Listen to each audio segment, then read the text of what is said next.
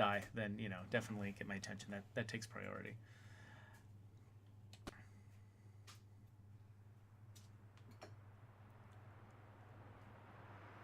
All right, this is Far Lone Sails. I actually played this game all the way to completion last week. It's one of those games. It's kind of like Limbo or Inside, where it's an extremely atmospheric and immersive, and you know, sort of. I don't know. It's a game that sort of evokes a lot of really powerful, artsy sorts of emotions when you're playing it, and it's not very long. So it's not one of those games where you're like, you get 10, 15 hours in, and you're like, oh come on, when is this over? Like it keeps things moving at a fairly steady clip. Oh no! Got my mailbox, and so I'm starting over again from scratch. Kind of show you the game works. So you're this little person. You can carry things around. You can jump. You can hit buttons. So you gotta learn how to navigate little platformery spaces here. The art style is really cool. Everything is... I can zoom in and see, oh, a picture of myself. That's lovely.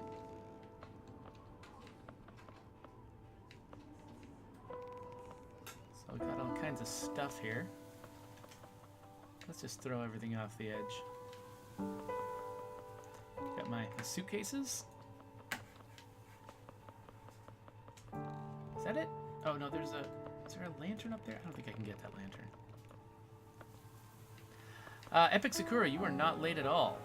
You're doing great.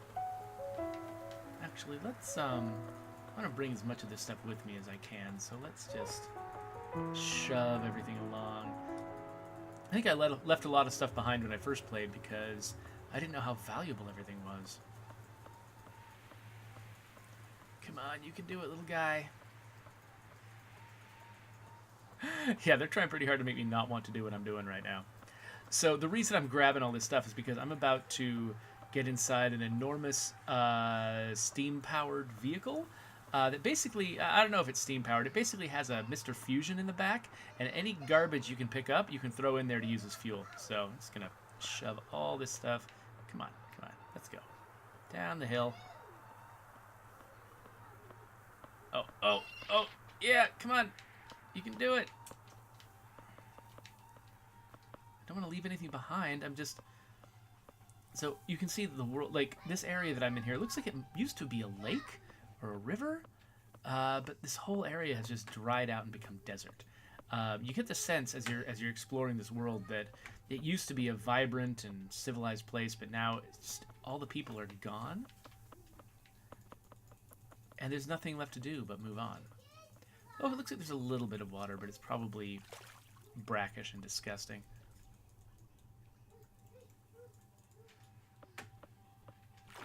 So just gotta get up this hill. You can see why I compare it to Inside and Limbo, because it's got this same, like, you know, side-scrolling, very artsy presentation. I guess it would probably show better if I wasn't just trying to shove a giant pile of crap. Okay, whatever. Oh, there it is. It's right there. Okay, well, no, I can definitely do this. Grab this guy. I'm not going to drag these things this far and not bring them to the vehicle. I mean, that would be ridiculous. I think originally I just brought the suitcases, and I didn't bring the mailbox or the lantern. There's multiple lanterns in the game, though, so that one's probably not essential. All right, so shove these guys. Oh, shove these guys up in here. Get in there. Ugh. All right, so can hang things up on little hooks. Let's get this lantern over here. Nope. Up there. And the mailbox up here. So this vehicle is my home. This is where I'm going to be for most of the game. So this game it's like a cross between Inside and Lovers in a Dangerous Space-Time, because so you can shove fuel up in there. In fact, you can shove 2 things of fuel up in there. Fill up your fuel gauge over on the right. And shove this button. Start moving. When you get in there, that you see the little lever clicks in. And the throttle will stay at rest for a little while. And if you zoom out, you can see what the vehicle looks like from the outside. You have these huge wheels surrounding the fuel gauge. Oh, but the throttle pops out every now and then, so you gotta keep pressing it. There we go. Oh man, that last little bit of effort that it takes to lock it in feels really good. Okay, see, my fuel gauge is already depleted to half, so I'm gonna pop in another box of fuel. Oh, popped out again. And then it fills up with steam. You gotta hit that button to release the steam, and that actually speeds up the vehicle for a second. So just maintaining a normal speed takes attention and effort, which is great, right? Like you're playing a game like this, you want the biggest concern, you know, when you're playing a game that's about traveling a long distance, is that the players can get bored. And so you got to keep things interesting. So they did a good job of just coming up with a nice set of neat little things for me to worry about. So here's the problem. I think you're supposed to find fuel along the way. And I'm not sure. I haven't been paying attention to the ground under my feet. I'm not dead certain that I haven't missed some fuel. So I guess. Oh, there's some fuel on the ground right there. Okay, cool. Let's get it. So I think they time this so that it'll run out of gas right here, which is great. Okay, I'll put this. I was about to throw this lantern in the fuel canister. Anything can be used for fuel in this game. It's basically a Mr. Fusion from Back to the Future. So let's go and collect these guys. Oh, hey, Asgard. Nice to see you. And Dan31. Ah! Okay, since I've got enough fuel, I think I'm not going to assume I need to burn my luggage, so I'm going to hang those guys up.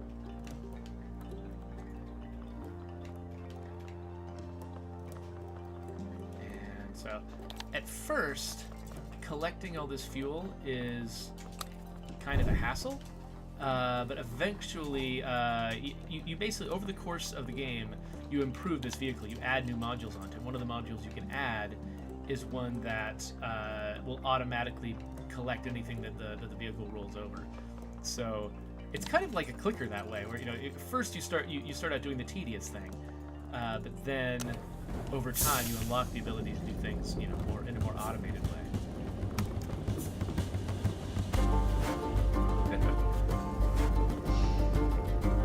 So, Bladed Meat Shield said hi, baby. One of the members of my audience said hi to you.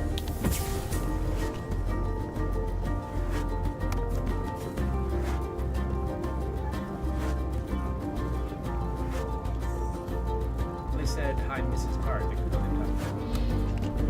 Oh, that's true. Never mind. Could have talked to anybody. If you haven't told me about this is a great time to do it. Okay, looks like we have some more fuel. So you discover that stop button just by experimenting, really. It's like you just see all these red buttons around, and oh, that was the worst place to stop. I'm gonna come back here and make an adjustment. I guess we're gonna push it forward just a little bit.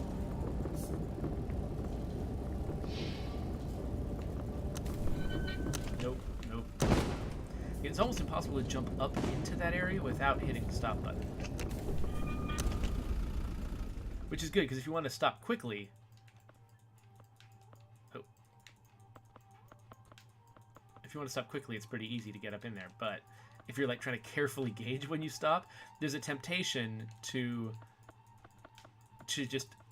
hop up a little bit on top of the throttle and be just really close to the brake, and then just when you're trying to get up there, you end up just hitting the brake.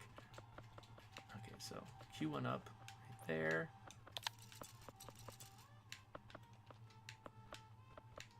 And I guess we'll just wait for this to get completely out of fuel.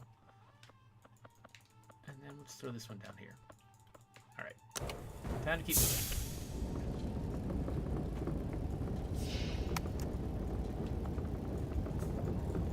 The pacing of this game is great. I mean, they've very carefully marked out where to make you stop to refuel, where to, you know, make other changes. I mean, you'll see over the course of the game how they keep expanding the range of things that you can do over the course of the game. Sometimes they'll stop it if you get out and use some of the navigational skills you've learned to do other things that aren't run this vehicle. Okay, looks like we got some more fuel. Almost got an embarrassment of riches here. We will use it all, though. So these barrels actually give you a lot more fuel than the little boxes do. So the barrel gives you a full tank. The boxes only give you a half tank. Later on, there's even some explosive barrels. They give you a lot of fuel, but they damage your engine.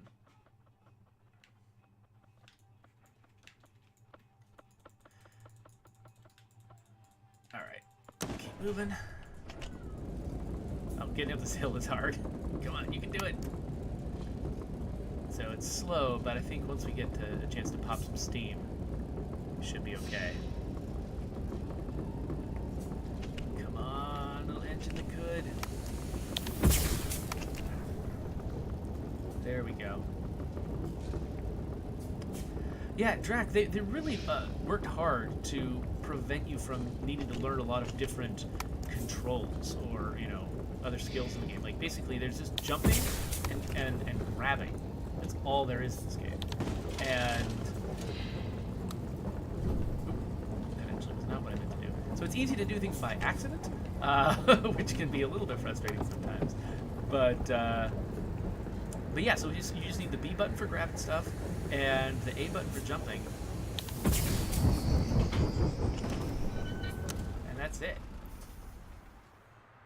Everything else, all the rest of the complexity, they don't put into the controls. The rest of the complexity they put into the world, you know, and that's I love that, you know, when basically when again, you know, it's very easy when you've got a controller with 60 buttons on it. It's really easy to just sort of use it as a crutch and say, oh, here's a new thing you can do, here's another new thing you can do, and you have to teach the player all these new things and they have to memorize it, and they come back to your game after a long time, they've forgotten stuff. That's one problem. I've been slowly playing the new God of War for a while, and I love that game, but I forget all of my combos every time I, you know, take a break from it for a while to do other things. But in this game, there's nothing to forget. You know, you just, all of the complexity is just out there, you know, exploring the world.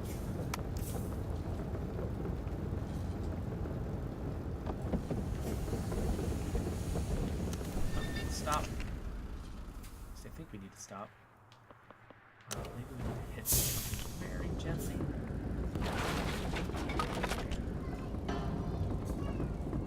Okay, yeah. So the first time I played this, I actually hit that obstacle pretty hard and I damaged my engine, which, you know, isn't a good move. Things started catching on fire, but this time I kind of anticipated it, so... Oh, stop it. Okay, let's try that again. There we go. If this is what I think it is, you're about to see this game get awesome.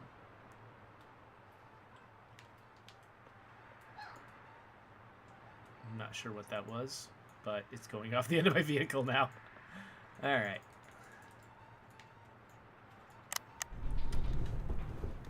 So you can see stuff in the environment works exactly the same way as stuff inside your vehicle, which is great. So they just teach you a few little skills, and then those apply to everything else you run into throughout. Bladed Meat Shields wonders if my kids remember me. Yeah, so you know, I've had a lot of projects in the past where crunch periods were so overwhelming that I really didn't see my family for months on end. My daughter Calliope was born during a time like that. I, you know, barely saw her when she was little. But Undead Labs is actually pretty good about that. I mean, we did have some crunches on State of Decay 2, and you know, crunches are never great. You know, it's never like, oh wow, crunching is amazing and fun. You know, it's always a problem. But at the same time, let's see here. There are bad crunches and worse crunches, and I haven't had any of my worst crunches at Undead Labs. And so my kids definitely, they kept seeing me, and the bosses put a lot of effort into making sure that we were, not only like the crunch was kept under control, and also that we were, rewarded for it afterwards. I mean, I'm on basically a week-long weekend right now, celebrating the release of the game, and and there've been many times where they were like, okay, now that you've crunched for a short while, let's make sure everyone stops crunching so that they can recover. Drax says, well, if you're a masochist, crunches can be fun. By the way, I just realized I'm letting this go by without commenting on the fact that I just added a giant sail to the top of my vehicle, which is amazing. So basically, you've got this little kind of windsock-like flag on the front of your vehicle. Whenever it's blowing, you can use the sail to pull your vehicle. And then when it dies down, you have to switch back to the engine again. And so this is great because I piled up all that fuel inside the vehicle, and I'm not using any of it right now.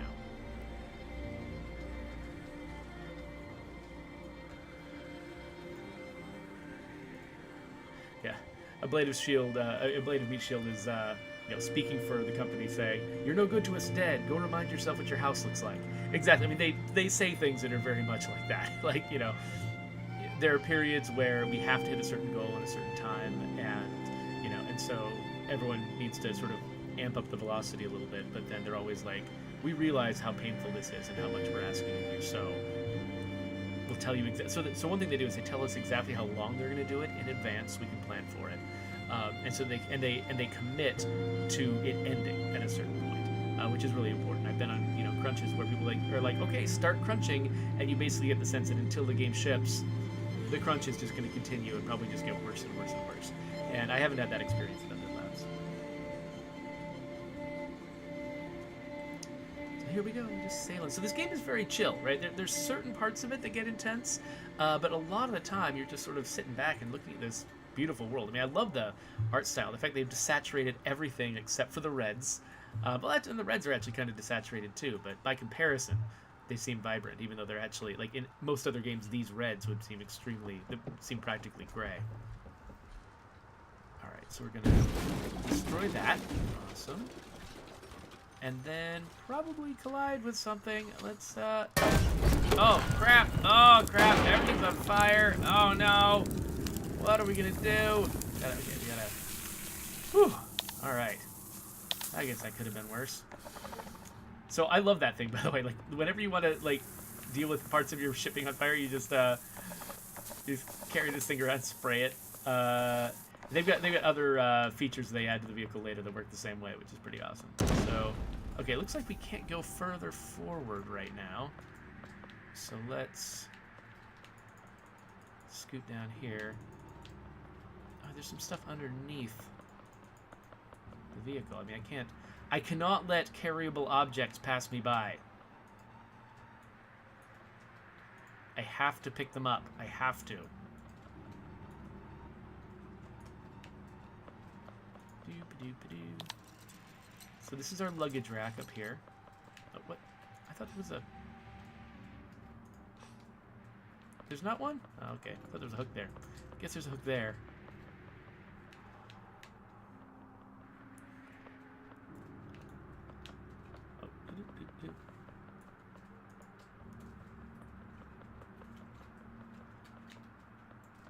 Oh, wow, there's a place under here. Nice. Ooh, this seems unstable.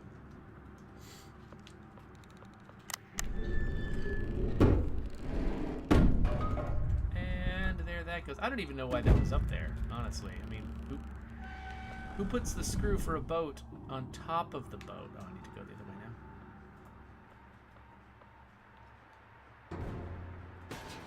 I can still hear it tumbling in the background. But I love that they use so much nautical stuff in this game. You really get the sense that this world has just dried out and been destroyed. Because you keep seeing boats on land. Like, that's one of the biggest, strongest images I have here. You get the sense that this is a seafaring society. These people are like, I don't know, Vikings or something. Like, they're just... Their world is all about the ocean, and now the ocean is dried up, and What are they going to do now? Oh, man. That chair. So I've run into one showstopper bug in this game. It had to do with that chair freezing in place and not letting me move while I was carrying it. So you know what I'm going to do? We're going to burn that chair at the next opportunity so it doesn't cause any problems. Oh, wait, the wind's blowing. I don't need that. I don't need to use the engine. I have a tendency to do that. I mean, it's so fun to just sort of maintain the engine, sort of like feather the throttle and stuff like that to try to get the right speed, that I keep sometimes forgetting that I can use the sail.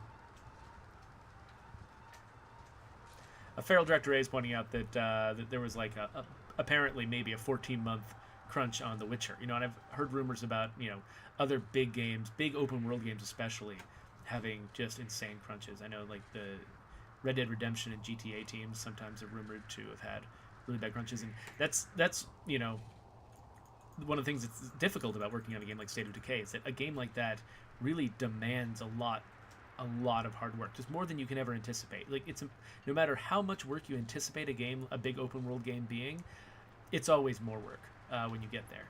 Oh man, do I need to slow down? Are we fine? Okay, we're fine. Cool. So that sail will stay up for a while, and I'm not actually sure what leads the sail to fold up.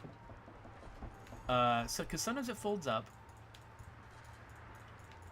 and I don't know why it did when it does that.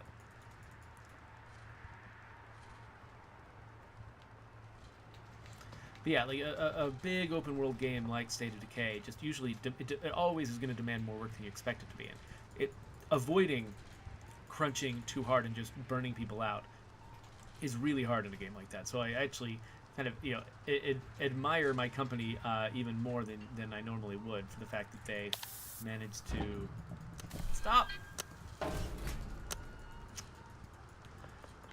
managed to crunch as little as they did, considering. All right, so we need to somehow move this obstacle.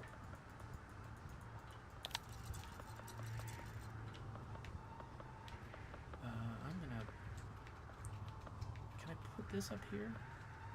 Okay. Alright, cool. Finding places to put things so they don't get in your way is actually one of the big challenges of this game. Like, those hooks in the ceiling are great. I wish I had more hooks in the ceiling, honestly. Alright, so I can explore over here, it looks like. One thing I love about this game is that they'll often set up situations where you're like, how is this obstacle going to get out of my way? I don't see how I'm gonna get through here, and you literally will not see anything, but you see a tiny little hole, and then as you explore around that tiny little hole, you eventually reveal the method that is going to move your vehicle. Like, oh, see, check this out. I didn't know this was an elevated bridge.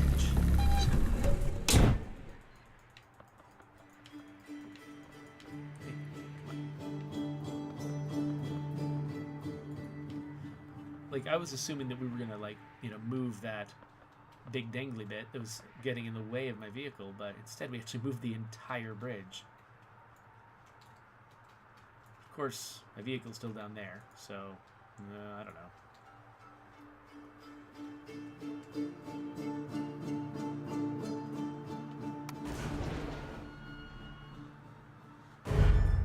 And now it's broken and it crashes! Yay!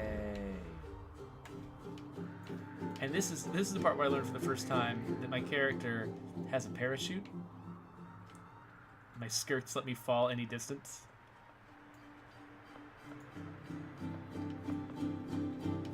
Alright, well at least it's open, so... Now I can't use my sail because we're trying to fit into a tight spot, so...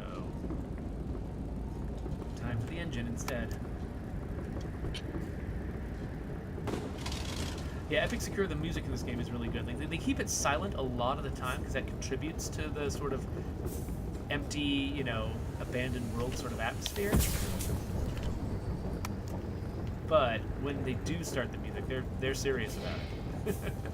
They're good at making you feel the way you want to feel. Oh, okay, so we gotta keep the throttle in, blast out the steam again, and then burn the chair, queue up the next fuel, back just in time to put the throttle back in. Blow off some more steam. Like when you just arrive just in time to do things like add fuel or hit the throttle, it always feels really good.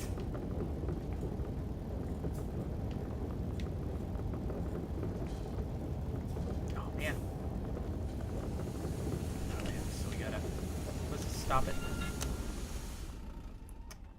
Gotta grab this fuel. So I don't think I technically have to grab as much fuel as I'm grabbing. I mean, I think they give you a little bit more than you need in case you miss stuff, but I can't not collect things that need to be collected. I play video games. Collecting things is survival. So as soon as the fuel gets down to almost 0, throw that up there. No you don't. Alright. Oh, there's another piece of crap on the ground. I need to get every piece of crap. Every piece of crap. So you notice that they very politely made the wind die down at the same time that I went across that bridge, so that because there would be a very strong temptation because I had to cross that bridge using the engine.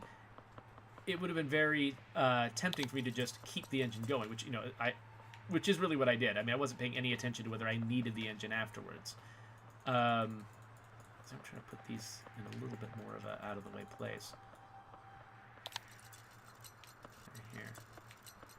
Yeah, it would have been very easy for me to just keep using the engine when I was supposed to switch to my sails, and so they were very kind and didn't require me to switch to my sails in order to keep up with my fuel.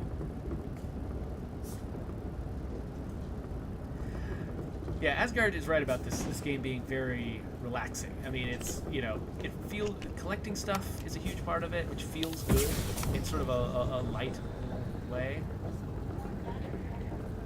Yep. Yeah, thank you. My daughter says there's more daddy crap on the ground. So let's go get it. What is this one? So one thing that's interesting is, so you don't get any credit for doing this, but there's just a bunch of stuff you get that you could use as fuel if you wanted to, but you don't really have to. Oh, interesting, they decided to change the weather right at this place where I was likely to stop.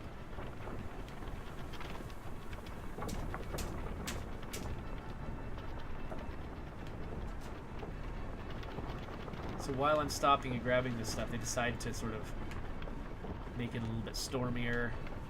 It's kind of cool.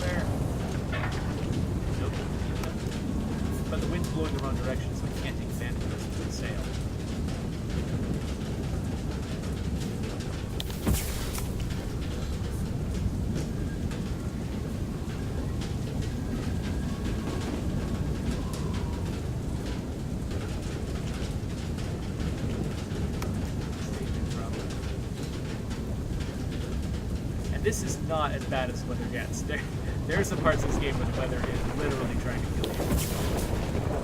Pretty amazing.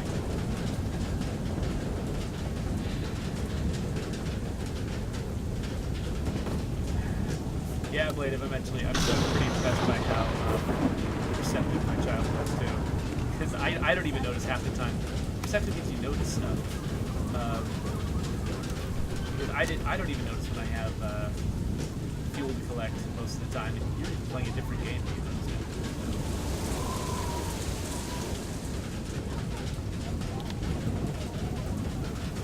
Yeah, Roblox, that is a mysterious, crazy game.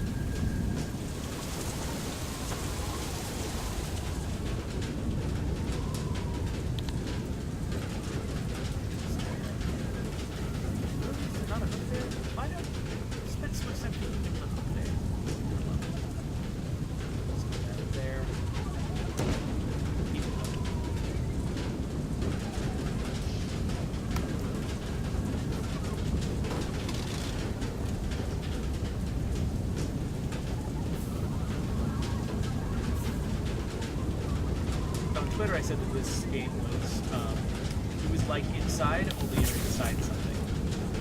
I think it's a pretty good hook for pretty good elevator pitch for something like this. Whoa! Whoops. Okay. Getting struck by lightning. So let's get up there before our sails burn. No, what the? Okay, great. Alright, well, now our sails are mostly busted. Oh, it says our engine. Oh, we're in bad shape. So the first time I played this game, I actually was already in bad shape by the time that lightning struck, and so I was like near the point of despair at this point. I was like, oh man, I'm just gonna fail this game. I have to start all over again because I destroyed my whole vehicle, and I gotta keep this thing going all the way to the end.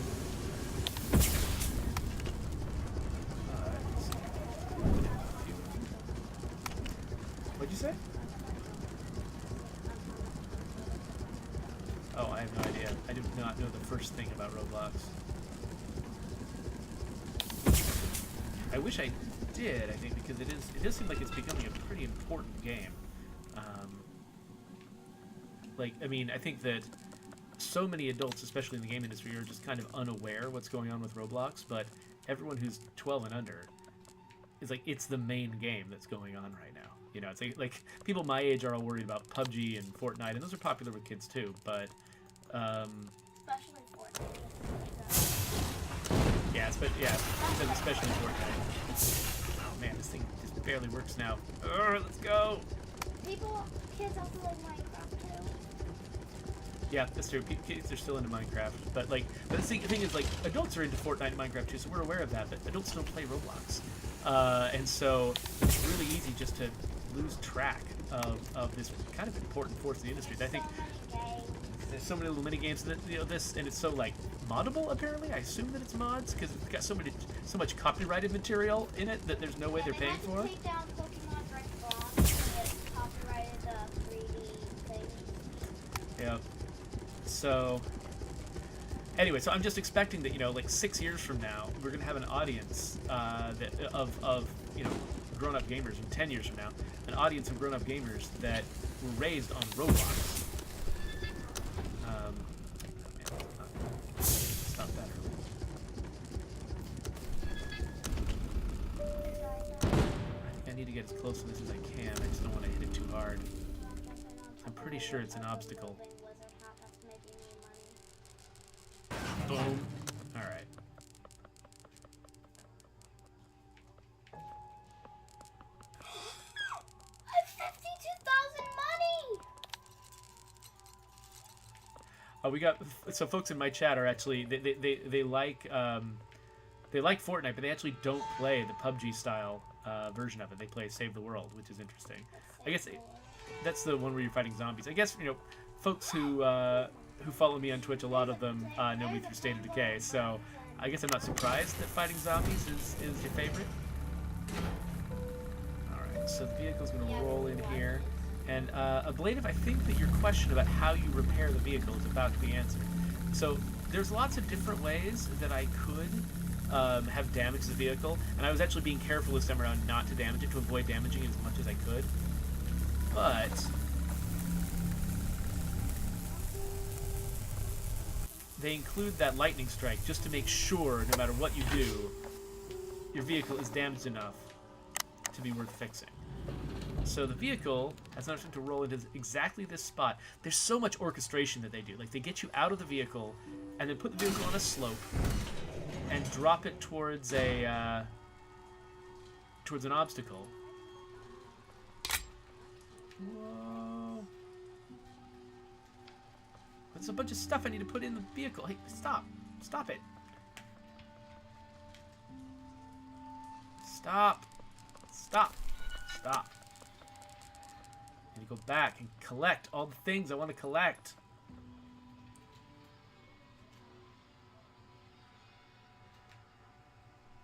No. Epic Sakura said that she started playing Roblox when she was younger, but never quite got into it. Yeah, I can see that.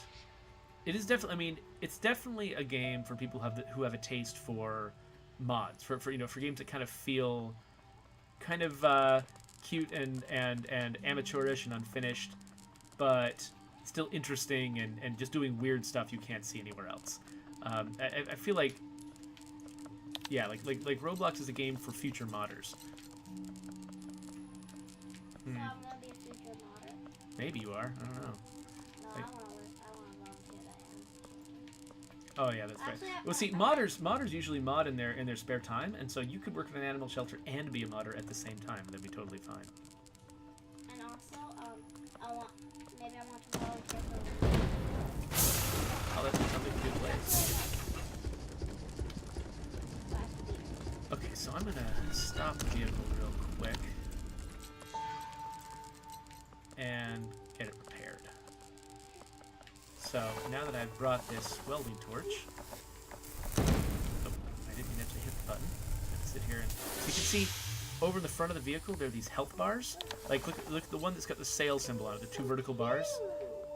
Look at that. So see over on the right side, just kind of directly underneath me. I can like point right there. There are these 3 health bars, and the third one is down a lot. That's the one representing the sails. It's got the 2 vertical bars, and you'll see there's a 2 vertical bars symbol over here by the sail. And so that means that the sail is low on health, and so I can tell where I need to repair. It's a nice, simple little language that they've come up with to make it easier for me to, just sort of understand what's going on. But they never have to, like, explain it to me in text, They never need to say, at no point does text pop on the screen and say, repair your, recognize your vehicle, the parts of your vehicle by these symbols or anything like that. Like, they tried really hard to not need to say things like that, which is cool. Dang it. Okay, I'm trying to find the right place to... Move. Yes? I did not. I'm a disaster at this. Okay. So I'm trying to keep all of the big barrels out of the way if I can. Basically, I'm just trying to, basically the fuel that I'm storing and saving for later, I want to keep it in the out of the way places, and then the fuel that I'm going to burn a lot because it's less efficient. Like the little boxes are less efficient because it takes 2 of them to fill up the fuel gauge, and so I want to burn those first as much as I can because then I can clear out space on the inside while still using the same amount of fuel and burning 1 barrel.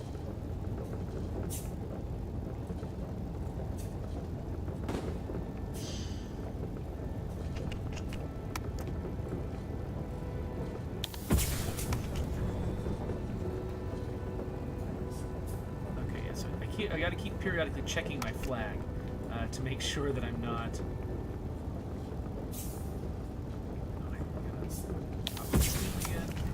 Make sure I'm not wasting fuel when I could be using the sail.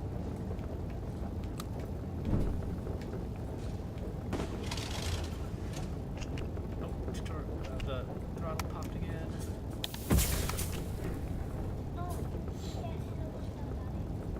Uh-oh.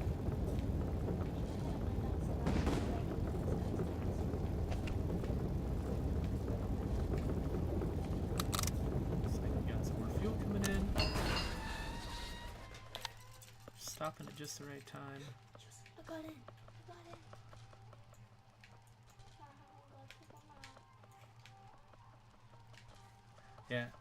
Yeah. So Feral Director A had wondered about those red bars, and yeah. So you kind of have to like. There's so much in this game where it's easy to just sort of gloss over it at first, be like, oh, there's just a bunch of crap on the screen, but almost everything ends up rewarding you if you pay attention to it, which is kind of cool. This game is extremely dense. Like, all of the art seems like it means something. Like this machine has got a certain way that works. I love the spinning engine in the back that disc that's just kind of rolling perpendicular to the wheels. How is that for a perfect stop? Alright, so what's going on over here?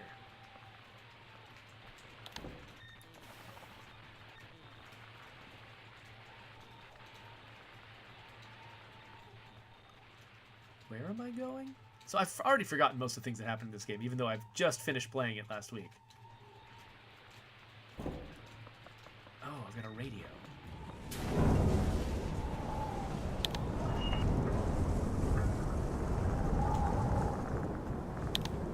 I'm trying to find a frequency. There we go.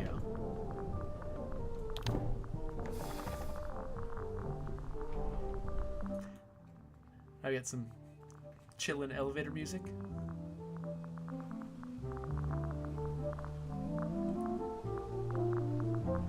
And somehow what I did opened the door. I don't know what's going on.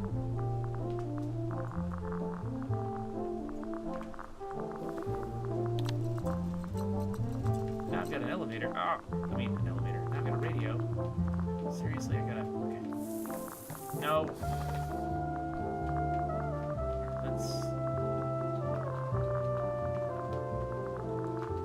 So I've got my...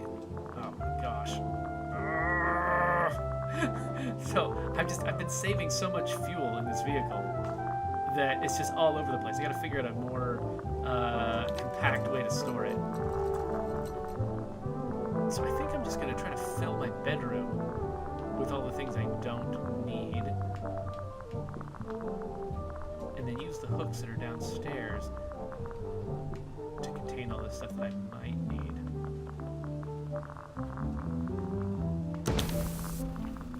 Can I just set that there? Is it gonna stay? Probably not gonna stay. I actually wish that there was like a hook on the front or something where I can just set something down on the front, but then, you know, I'd love to be able to like hang a searchlight or something. I don't even know what this item is. It's too small to be any of the normal like fuel items.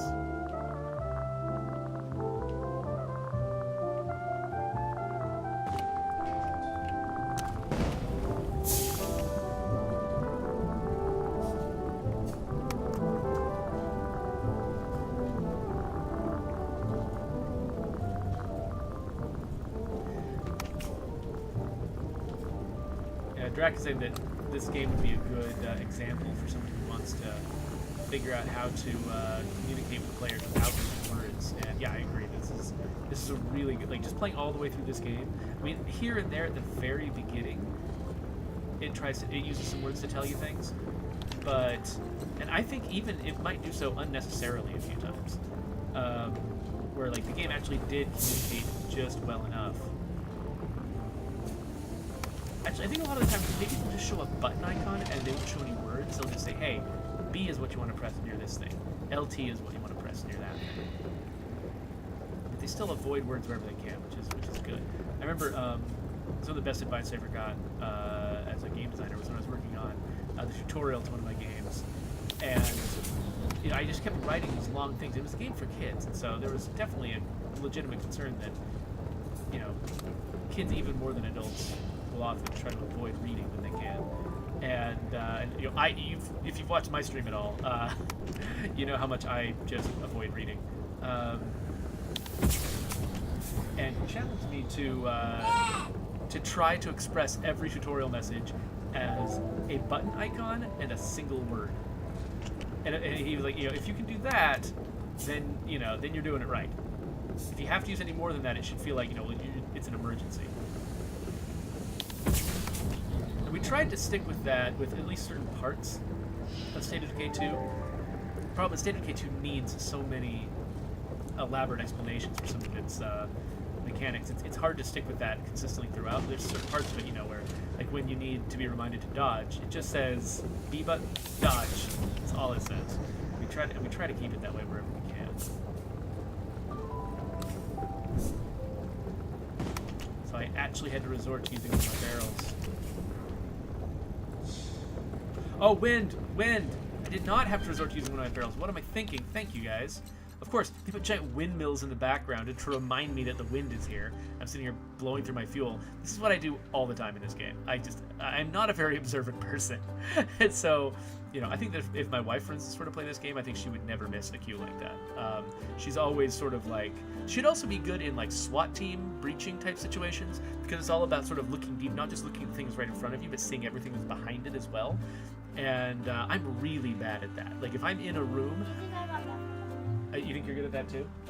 Yeah, if I'm in a room, like I can't see what's out the window. You know, you guys better move. You guys better move. Ghost. Oh, something I gotta grab. The humans are gone. I think these guys are still fine. So I think this is just luggage. Like, I think my challenge is I'm just gonna try to bring as much luggage as I can.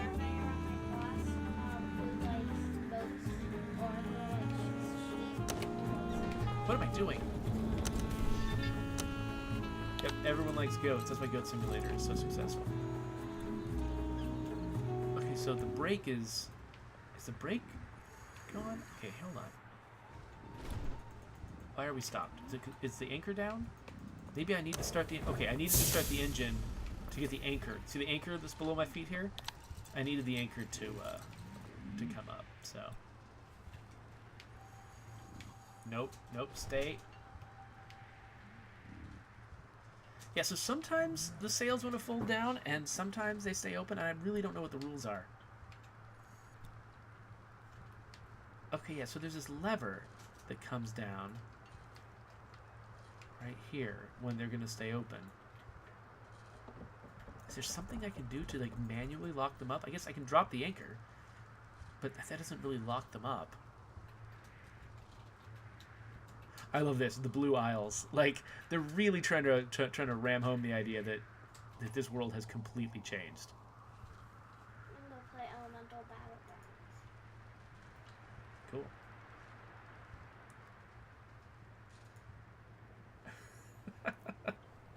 A blade of meat shield is grateful that you take after your mom. What? Because taking after me would be a disaster.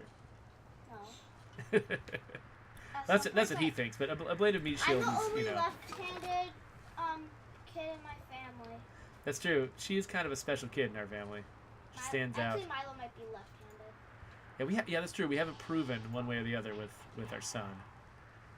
Come on, we can make it. So I think my sail might be about to fold down on its own. Blanc. Okay, there we go. Luckily, it only took a little bit of damage from that. I think it's fine. Everyone in the chat thinks that you're sinister because you're left-handed. What? Everyone in the chat thinks you're sinister because you're left-handed.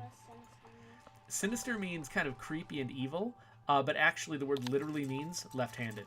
So people used to think that left-handed people were creepy and evil. That's what they're saying in the chat. But they're just kidding. They think you're adorable. You think I know. Okay. So... is that door open? Let's see if that door's open. Yep.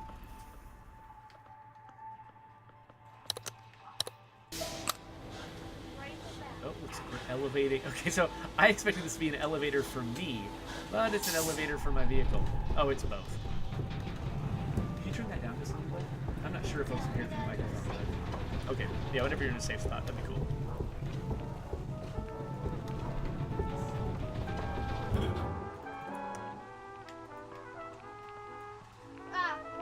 Oh, okay. So I can't go back down. Here's some fuel.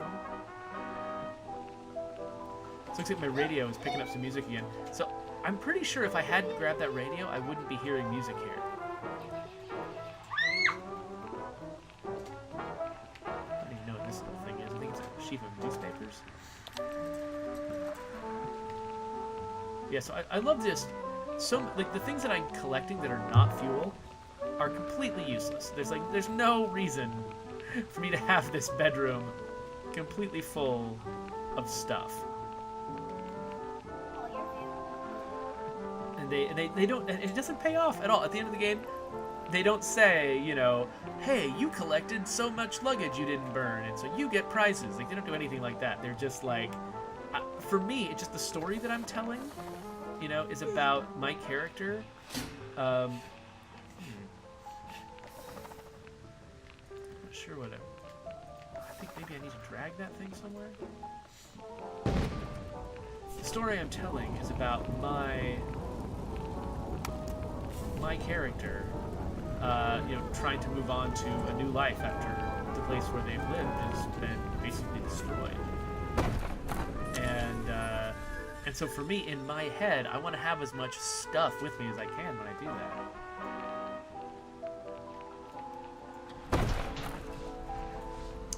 that. So here is my favorite toy.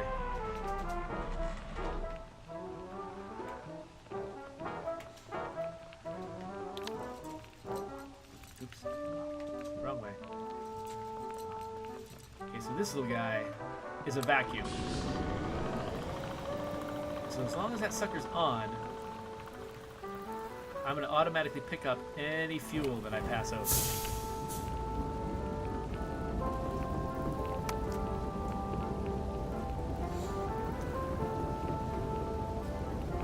Which is going to make things so much better.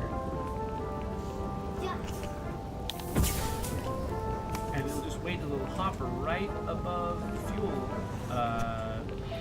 whatever, container. Fuel cradle? I'll call it the fuel cradle.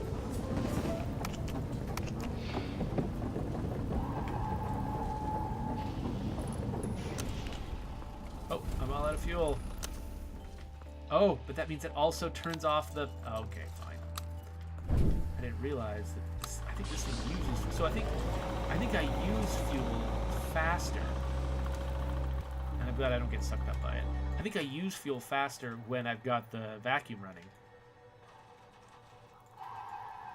But it means I don't have to waste time collecting the fuel. So it's kind of a little trade-off deal there. So I don't know what those flat things are, but I'm not going to try to keep those. They look like they're meant to be fueled, so I'm going to treat them as such.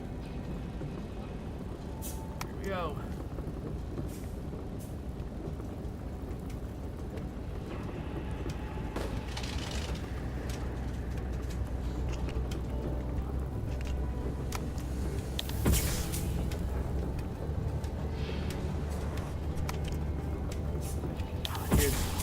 Here's one of those explosive fuel containers. Remember to turn that down. Oh, you did? Okay.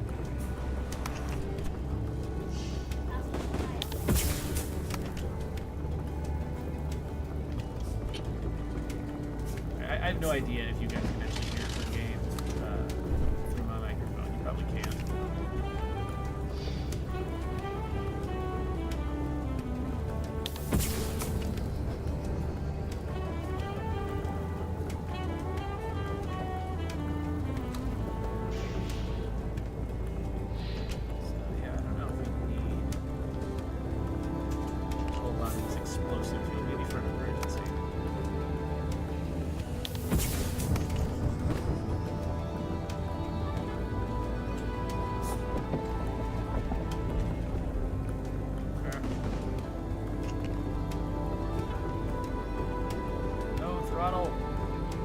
Stay in throttle. There we go. Yeah, we get over these hills.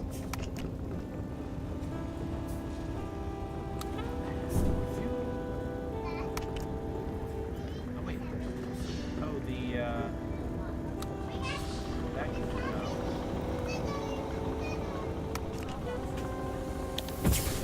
Oh wait. Oh, we've got wind.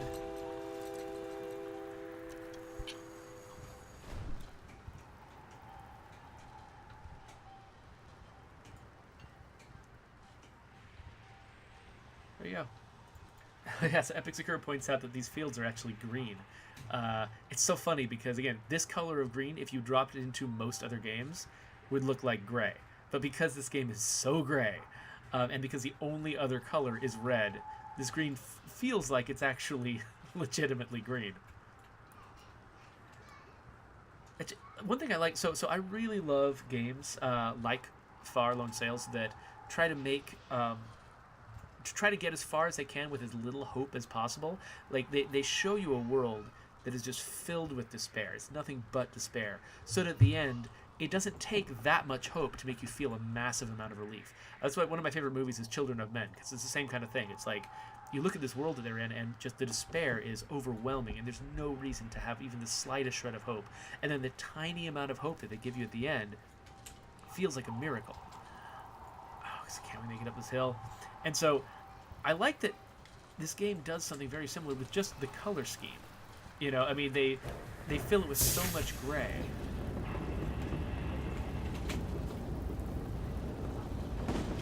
They fill it with so much gray that you just feel great. Like every tiny little shred of color feels like a miracle.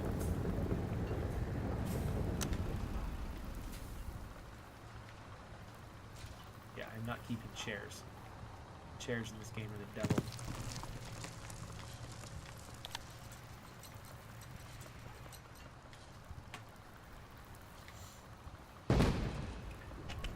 I like that they gave me this bedroom that is sort of a sunken area so that I can fill it with as much crap as I can.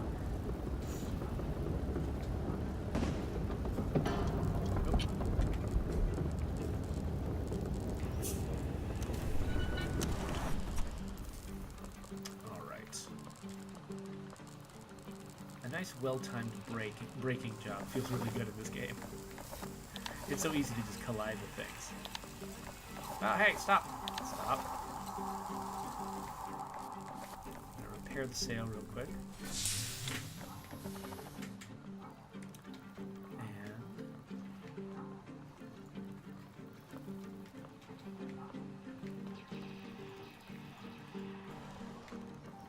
And got a flour, got some fuel.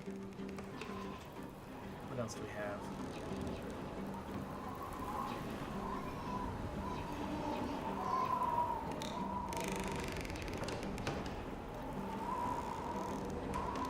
One thing this game does pretty well is, let's see here.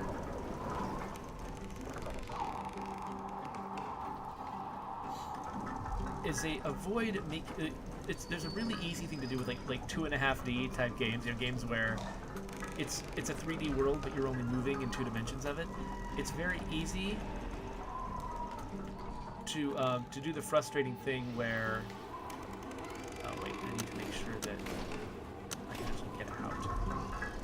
Do the frustrating thing where there is something that the player wants to get to, and they could if the world was 3D. Oh no, because I had to move this thing further just to be able to make the hole in that gear to get out. I'm pretty sure that I've lost my car now. But yeah, it's very easy to make a mistake where you show something in the background that the player feels like, well, I want to get that, but it's frustrating because they can't get to it because of the artificial constraints of the game.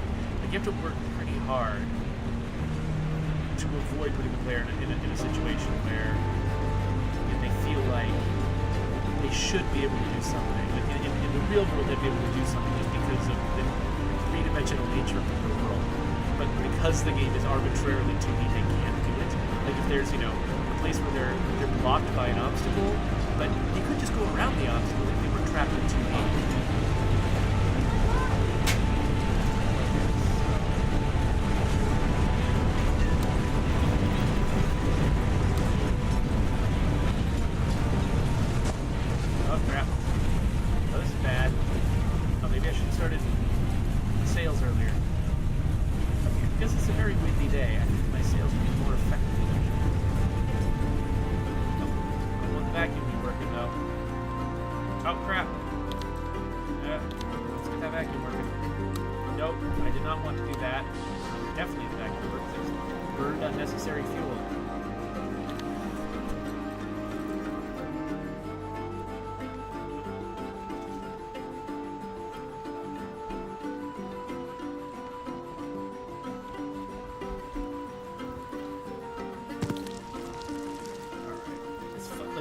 Moving around in this vehicle when it's like tilted, it's such an interesting experience. Okay, so let's, yeah, this flower should hang up. Oh, nope. Okay, the vacuum is on, good.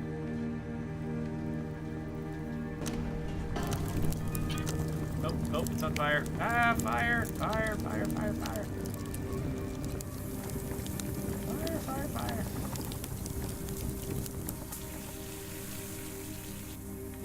Alright, we gotta fix it too.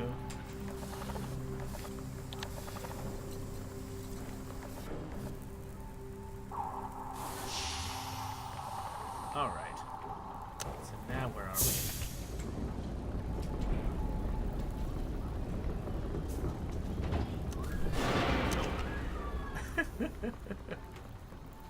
Wait, how did that ball get out there? Michael's killing Clive, yeah. It does sound like there's a disaster upstairs I might need to deal with.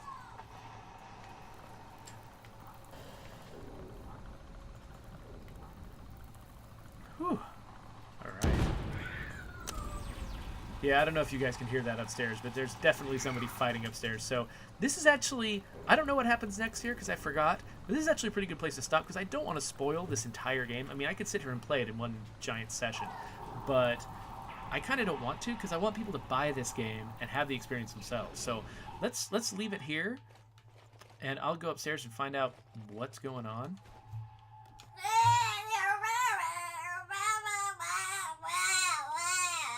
Okay, great. So yeah, I guess if you're on YouTube, you can subscribe and stuff. Like right where her face is probably where I'll put the subscribe button.